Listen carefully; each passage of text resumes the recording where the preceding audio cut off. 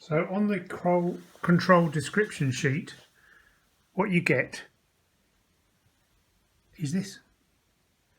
So you've got the name of the course, which is FT1, which control it is. So the start and finish, it's the same start and finish on this course. 1, 2, 3, 4, 5, 6. There's a code, which is just a code so it confirms you're in the right place. The 6-figure grid reference, which needs to include the TL bit, especially if you're doing it as an online one rather than using a map. A description according to what you can see on the map. The location is like physically where it is.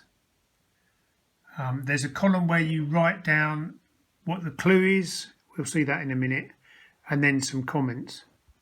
So I've included a couple of lines in grey which describe what happens between the controls, because sometimes there's hazards or something to watch out for.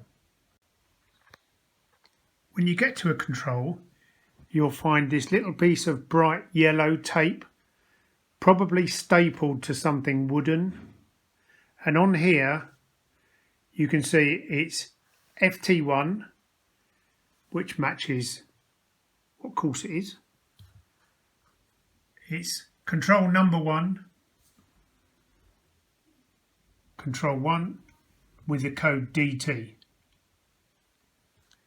So this last bit, the Z you get on here, would be what you put in your clue letter. This Z is not what you're going to have for one of the controls this time. As well as the control description sheet, you need a map. And this is the best map to use. It's a OS Explorer 1 to 25,000, and the one we want is this one. Okay. I took my map and I scanned it and printed it off, and this isn't actually too bad, but you do lose a little bit of the definition and the fine features such as walls and fences, field boundaries, and also the contours really disappear because of their colour.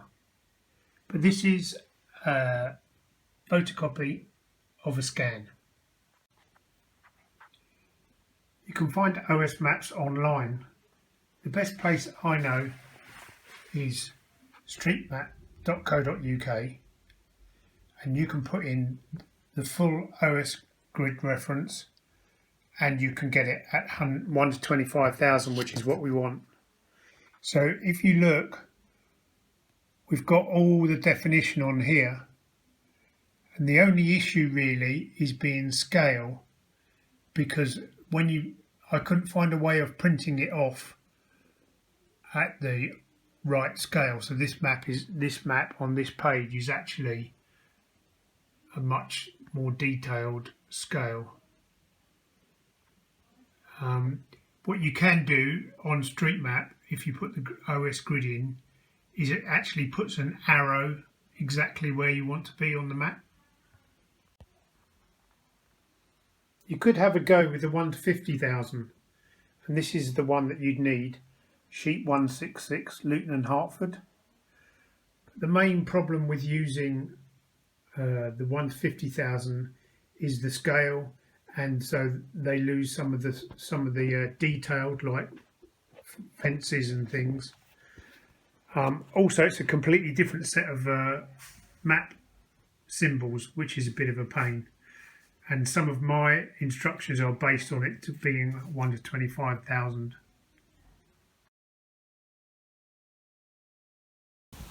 You can walk it by yourself.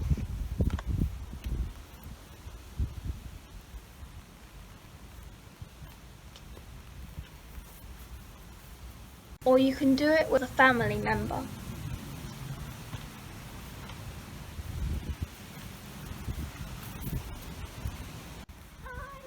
it with a friend, but make sure you're socially distanced.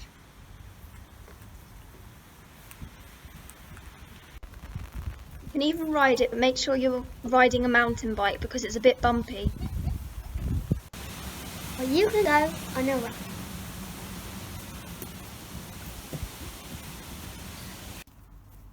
Or you can do it in the dark, but make sure you have your head torch on. So all the controls are out now, and you should be able to find them okay.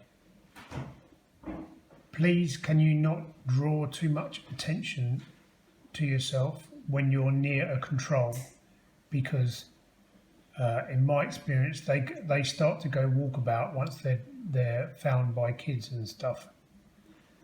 So the start is at exactly the same pace as the finish.